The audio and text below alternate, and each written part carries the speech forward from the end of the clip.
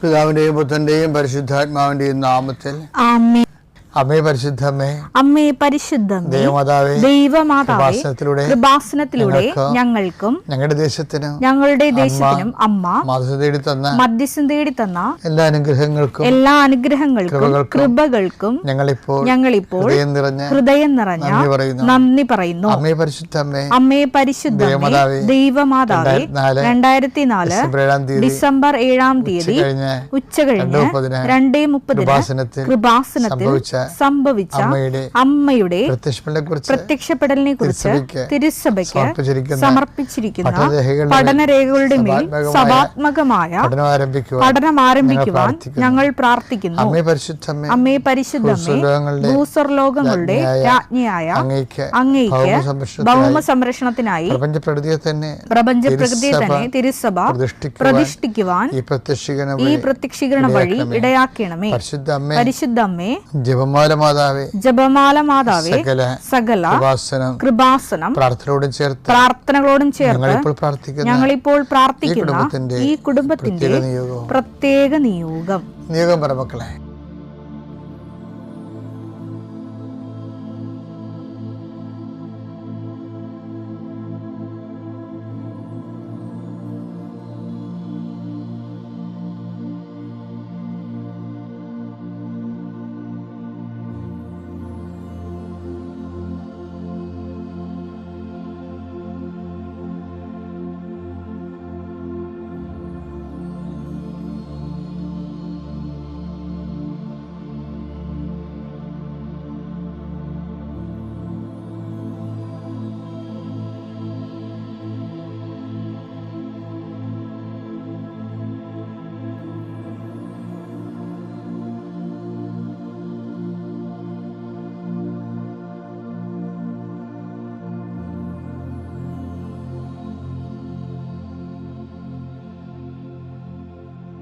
അമ്മയുടെ പ്രത്യക്ഷീകരണത്തിന്റെ ഈ അനുഗ്രഹവേളയിൽ ഞങ്ങൾക്ക് സാധിച്ചു തരുവാൻ കനിയണമേ. ആമേൻ. വിശ്വാസ പ്രമാണം. സർവശക്തനായ പിതാവും ആകാശത്തിന്റെയും ഭൂമിയുടെയും സൃഷ്ടാവുമായ ദൈവത്തിൽ ഞാൻ വിശ്വസിക്കുന്നു. അവിടുത്തെ ഏകപുത്രനും ഞങ്ങളുടെ കർത്താവുമായ ഈശോമിശിഹായിലും ഞാൻ വിശ്വസിക്കുന്നു. ഈ പുത്രൻ പരിശുദ്ധാത്മാവിനാൽ ഗർഭസ്ഥനായി കന്യകാമറിയത്തിൽ നിന്ന് പിറന്ന് പൊന്തിയോസ് പീലാത്തോസിന്റെ കാലത്ത് പീഡകൾ സഹിച്ച് കുരിശിൽ തറയ്ക്കപ്പെട്ട് മരിച്ച് അടക്കപ്പെട്ട് പാതാളങ്ങളിൽ ഇറങ്ങി മരിച്ചവരുടെ ഇടയിൽ നിന്ന് 3-ാം നാൾ ഉയർത്ത് സ്വർഗത്തിലേക്ക് എഴുന്നള്ളി സർവശക്തിയുള്ള പിതാവായ ദൈവത്തിന്റെ വലതുഭാഗത്തിരിക്കുന്നു. അവിടെ നിന്ന് ജീവിക്കുന്നവരെയും മരിച്ചവരെയും വിധിക്കുവാൻ വരുമെന്നും ഞാൻ വിശ്വസിക്കുന്നു. പരിശുദ്ധാത്മാവിലും ഞാൻ വിശ്വസിക്കുന്നു. വിശുദ്ധ കത്തോലിക്കാ സഭയിലും പുണ്യവാന്മാരുടെ ഐക്യത്തിലും പാപങ്ങളുടെ മോചനത്തിലും ശരീരത്തിന്റെ ഉയർപ്പിലും നിത്യമായ ജീവിതത്തിലും ഞാൻ വിശ്വസിക്കുന്നു. ആമേൻ. സുഖസ്ഥനായ ഞങ്ങളുടെ പിതാവേ, അങ്ങയുടെ നാമം പൂജിതമാകണമേ. അങ്ങയുടെ രാജ്യം വരണമേ. അങ്ങയുടെ തിരുമനസ് സ്വർഗത്തിലെ പോലെ ഭൂമിയിലും ആകണമേ. അന്നു വേണ്ടുന്ന ആഹാരം ഇന്ന് ഞങ്ങൾക്ക് തരണമേ.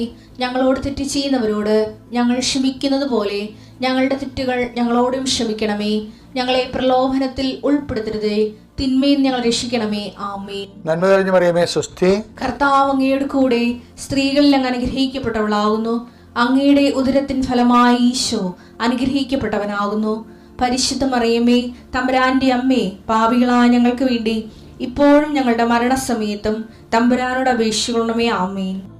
കർത്താവിന്റെ ഉന്നതമായ നാമത്തിന് സ്വസ്ത്രം ചെയ്യുന്ന കർത്താവിന്റെ വിശുദ്ധ പൗരോഹിത്യത്തെ മഹത്വപ്പെടുത്തണമേ.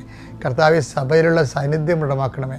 എൻ്റെ കർത്താവിൻ്റെ ഉന്നതമായ നാമത്തിൽ സഭയുടെ അധികാരത്തിൽ കുശടയാളത്തിൽ ദൈവശക്തിയാൽ ഞാൻ മക്കളെ ആശ്വസിച്ച് പ്രാർത്ഥിക്കും. കർത്താവ് ഇപ്പോൾ നീ എൻ്റെ മനസ്സിൽ തോന്നിക്കണത് വിവാഹത്തിന് വേണ്ടി മനസ്സമ്മതം നടത്താൻ പോകുന്നവരും അതുപോലെ തന്നെ വിവാഹത്തിൻ്റെ ആലോചനകൾക്ക് വേണ്ടി മക്കളുടെ ജീവിത പങ്കാളികൾക്ക് വേണ്ടി ഉഴറി നടക്കുന്നവരും അവരുടെ ഒരു പരിശ്രമങ്ങളെ അവർക്ക് എബ്രാഹത്തിൻ്റെ മകനെ അനിയുക്തയായ ഒരു ജീവിത പങ്കാളിയെ കണ്ടെത്താൻ വേണ്ടി നീ ഫൃത്തിന് അയച്ചതുപോലെ കർത്താവെ ജീവിത പങ്കാളി അന്വേഷിക്കുന്നവർക്ക് യഥാകാലങ്ങളെ കണ്ടെത്താൻ വേണ്ടി എന്നെ കണ്ടെത്താൻ നീ ഇടയാക്കുമെന്ന് പറഞ്ഞതുപോലെ കർത്താവേ, ദൈവത്തെ കണ്ടെത്തുന്ന പോലെ ദൈവത്തിന് വേണ്ടി ജീവിക്കാൻ വേണ്ടി ആഗ്രഹിക്കുന്നവർ അന്വേഷിക്കുകയും കണ്ടെത്തുമെന്നാണ് നീ പറഞ്ഞല്ലേ കർത്താവ്.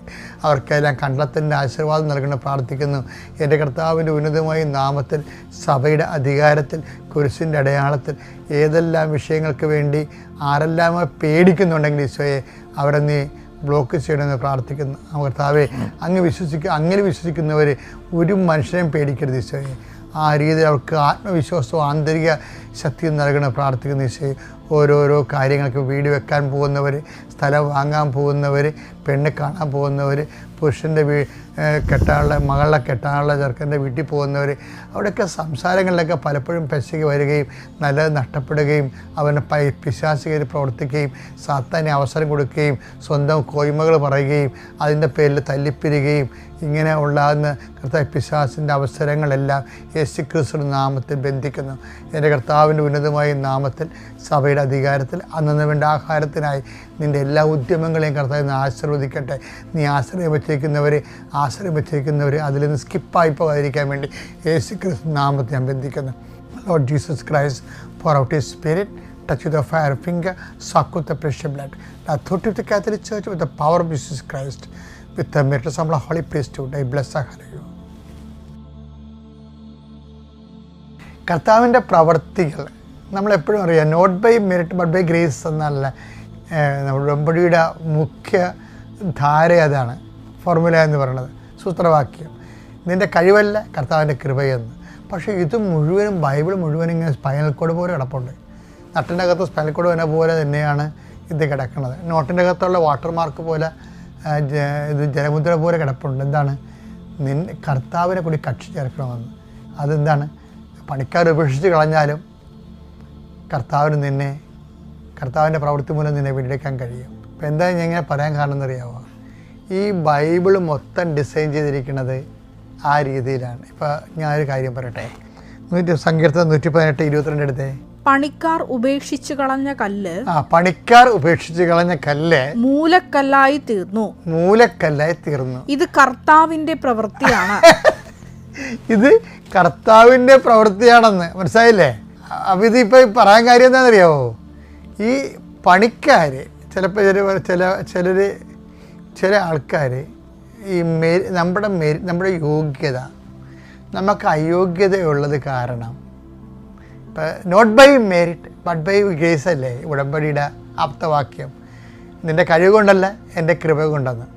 അപ്പോൾ ഈ പണിക്കാരെന്ന് പറയുന്ന സംഭവങ്ങളൊക്കെ നമ്മുടെ ബന്ധുക്കളാകാം, നമ്മളെ സഹായികളാകാം, നമ്മളെ സഹായിക്കുമെന്ന് നമ്മൾ ധരിക്കുന്നവരാകാം, നമ്മളോട് സഹായിക്കാൻ ബാധ്യതയുള്ളവരാകാം.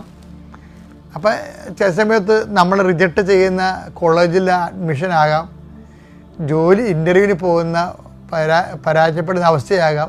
പണിക്കാർ മുഴുവനും നമ്മുടെ ചുറ്റും പണിക്കാരാണ്. നമുക്ക് പണി വെക്കുന്നവരും നമ്മളെ തള്ളിക്കളയുന്നവരും എല്ലാം ബൈബിളിലെ പണിക്കാരാണ്. അപ്പോൾ പണിക്കാർ ഉപേക്ഷിച്ച് കളഞ്ഞതെന്ന് പറഞ്ഞുകൊണ്ട് ജീവിതം തീർന്നില്ല. മനസ്സിലായില്ലേ? അത് പണിക്കാർ മൊത്തം പണിക്കാരാണല്ല. അപ്പോൾ അതുകൊണ്ട് ഇവിടേക്ക് നമുക്കൊരു തട്ട് കിട്ടിയെന്ന് പറഞ്ഞുകൊണ്ട് നീ പോയി ആത്മഹത്യ ചെയ്യേണ്ട ആവശ്യമൊന്നുമില്ല, നീ വിഷമിക്കേണ്ട ആവശ്യമില്ല, നീ ജീവിതത്തിൽ എല്ലാവരും ഇങ്ങനെയാണ് ധരിക്കേണ്ട ആവശ്യമില്ല. കാര്യം എന്താണ്? പണിക്കാർ ഉപേക്ഷിച്ച് കളഞ്ഞ കല്ല് മൂലക്കല്ല എന്ന്. അതെന്താണ്? അത് not by merit but by grace, കർത്താവിൻ്റെ അത് വായിച്ച് ഇത് കർത്താവിൻ്റെ പ്രവൃത്തി. അതാണ് കാര്യം. എന്താണ്? പണിക്കാർ ഉപേക്ഷിച്ച് കളഞ്ഞ കല്ല് മൂലക്കല്ലാകണത് എന്തുകൊണ്ടാണ്? അത് not by merit but by grace ആണ്. അതാണ് ഇത് കർത്താവിൻ്റെ പ്രവൃത്തി.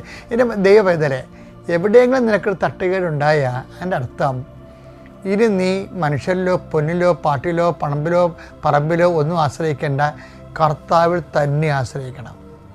എന്താണ്? നിൻ്റെ ഫോർമാറ്റ് ടോട്ടൽ ചേഞ്ച് ചെയ്ത് നീ ദൈവത്തിനെ അറിയാനും ദൈവത്തിനെ കൊണ്ട് ജീവിതം പുനഃക്രമീകരിക്കാൻ വേണ്ടിയാണ് ഈ തട്ടുകേടൊക്കെ ഉണ്ടാകുന്നത്. അല്ല നീ ഞാൻ ഇത്രയും കഴിവുണ്ടായിരുന്നു, ഞാൻ ഇത്രയും പഠിച്ചു, ഞാൻ ഇത്രയും എന്നേക്കാൾ കഴിവ് കുറഞ്ഞവർ കയറിപ്പോയി, ഇങ്ങനെ കുറേ ഇങ്ങനെ ഈ കഴുത പാട്ട് പാടുന്ന പോലെ പാട്ട് നടക്കേണ്ട ഒരു കാര്യമില്ല. മറിച്ച് എന്താ സംഭവിച്ചാൽ നീ പൂർണ്ണമായി ദൈവത്തിൻ്റെ കൈകളിലേക്ക് വരാൻ പോകുന്നു. ദൈവം എന്നെ ഏറ്റെടുക്കാൻ പോകുന്നു. അതുകൊണ്ടാണ് ഈ പണിക്കാരെ കൊണ്ട് ഉപേക്ഷിപ്പിക്കണത്. ഉപേക്ഷിച്ച് കളഞ്ഞതല്ലേ, അവരോട് ഉപേക്ഷിക്കാൻ പറഞ്ഞിട്ടാണ് അവർ എന്താണ്, നീ ദൈവവേദനായതുകൊണ്ടാണ്. എന്താ അതിനോട് ബന്ധപ്പെട്ട് വരുന്ന വചനമാണേ. അതായത് 127 ഒന്നെടുത്ത് സങ്കീർത്തനം. കർത്താവ് വീട് കർത്താവ് വീട് പണിയുന്നില്ലെങ്കിൽ പണിക്കാരുടെ അധ്വാനം വ്യർത്ഥമാണ്. അതാണ് നിങ്ങളുടെ മുഴുവനും. നിങ്ങൾ വെള്ളം അടിക്കണതും ആത്മഹത്യ ചെയ്യാൻ പോണതും പണിക്കാരുടെ പണി കിട്ടിയതെന്നല്ലേ. അവൻ ചതിച്ചു, ഇവൻ ചതിച്ചു, അവൻ വിസ തരാമെന്ന് പറഞ്ഞിട്ട് അവൻ തന്നില്ല, 8 ലക്ഷം പോയി. ഓൺലൈനിൽ ഞാൻ ഗാമ്പിൾ ചെയ്തു, കാശ് പോയി. ഇങ്ങനെ പണിക്കാർ നിങ്ങളെ ചതിക്കുമല്ലോ. അതിനകത്ത് സംശയമില്ല കാര്യങ്ങളില്ലേ. അപ്പം പണിക്കാരെപ്പോഴും പണി തരുമെന്നുള്ള ഉറപ്പാണ്. അപ്പോൾ സങ്കീർത്തനം എന്താ പറയണത്? 127 എന്ന് പറഞ്ഞാൽ കർത്താവാണ് ഭവനം പണിയണത്. ഇപ്പോൾ പണിക്കാർ ചതിക്കുന്നതിൻ്റെ കാര്യം എന്താണ്? കർത്താവാണ് ഭവനം പണിയേണ്ടതെന്ന് നിന്നെ ബോധ്യപ്പെടുത്തിയിരിക്കണം കർത്താവ്. അവിടെ നീ ആശ്രയിച്ചേക്കണം. 2 വചനം ഒന്നാണ് കേട്ടോ. അതായത് പണിക്കാർ ഉപേക്ഷിച്ച് കളഞ്ഞ കല്ല് ഭവനത്തിന് മൂലക്കല്ലാകണതും. അതുപോലെ അത് സങ്കീർത്തനം 118:22 കർത്താവ് ഭവനം പണിയുന്നില്ലെങ്കിൽ പണിക്കാരുടെ പണി വ്യർത്ഥമാണെന്നും. അപ്പം ഈ പണി വ്യർത്ഥമാകുന്ന പണിക്കാർ പണിഞ്ഞാലും നമ്മൾ സഹായിച്ചാലും അത് വ്യർത്ഥമാണ്. എന്താ കാര്യം? കർത്താവ് ഭവനം പണിയണം. പണിക്കാർ ഉപേക്ഷിച്ച് കളഞ്ഞാലും കുഴപ്പമില്ല. കാര്യം എന്താണ്? കർത്താവ് അതിനെ മൂലക്കല്ലാക്കും. അപ്പോൾ കർത്താവ് തന്നെയാണ് ഇതിൻ്റെ അകത്തുള്ള പ്രധാനപ്പെട്ട ഫോക്കൽ പോയിന്റ്. അപ്പോൾ കർത്താവിൻ്റെ ഫോക്കൽ പോയിന്റ് ആയിട്ട് അങ്ങോട്ട് ജീവിതം റീഅറേഞ്ച് ചെയ്താണല്ലോ, അടിപൊളിയായിരിക്കും. Thank you.